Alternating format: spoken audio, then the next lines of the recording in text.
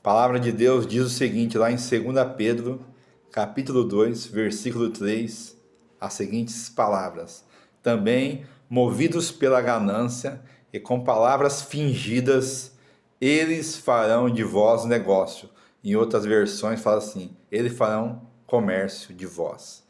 Esse texto fala que pessoas que indevidamente usam o evangelho para adquirir riquezas ou ganhar riquezas em cima do povo.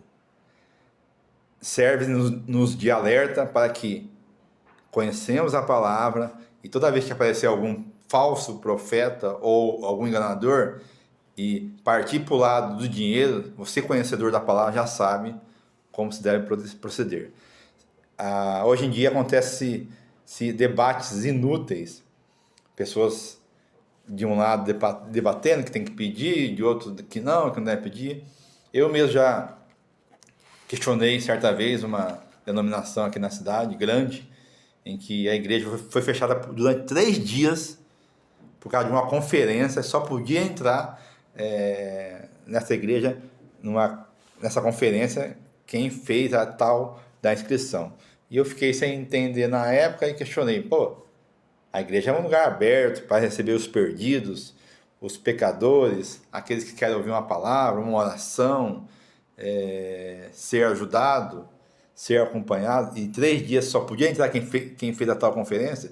O líder na época não me respondeu, mas uns ignorantes, analfabetos bíblicos, vieram questionar e eu respondi dentro da palavra na mesma medida.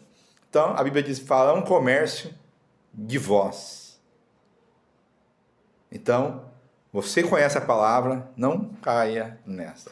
Outro texto bíblico diz aqui, no Evangelho de João, capítulo 2, a partir do versículo 13, mas eu vou ler o 16.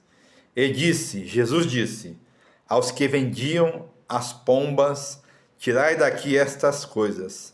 Não façais da casa de meu pai casa de negócios. Esse foi uma advertência de Jesus na época do templo, que muitas pessoas iam lá para vender, porque havia esse sacrifício, eles compravam ali e levavam para o sacerdote sacrificar, faziam. Então esse negócio de usar a fé para ganhar dinheiro não é novo, é antigo.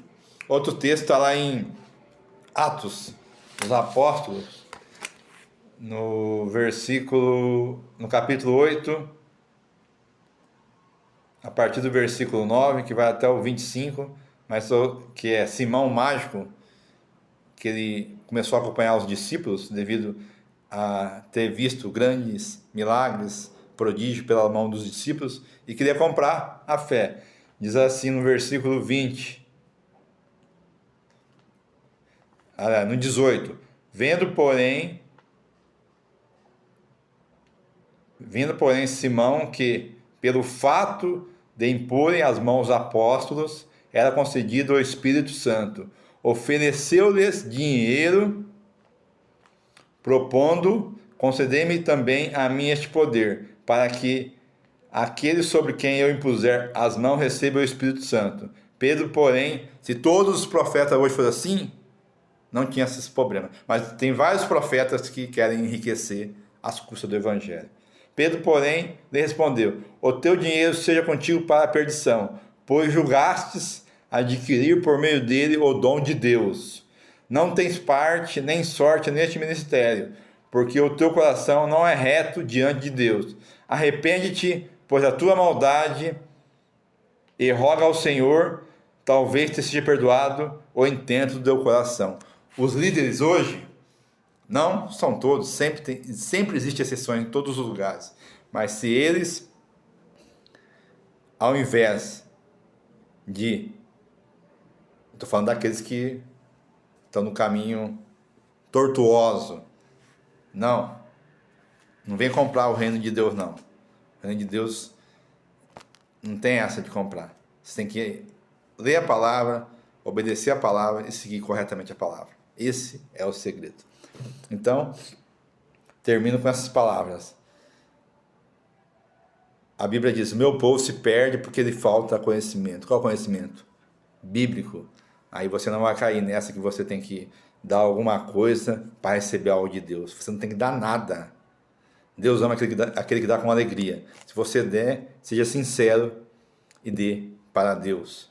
E se você vê alguém que realmente, como lá em Atos, capítulo, no começo de Atos, diz assim, que a igreja vendia suas propriedades e dividiam entre eles. Se você vê alguém que está necessitado e querer abençoar, e for sincero, faça isso. Agora, mercadores que querem se enriquecer às custas do evangelho, corta. Pense nisso, leia a palavra, que é o segredo da sua vitória. Deus te abençoe.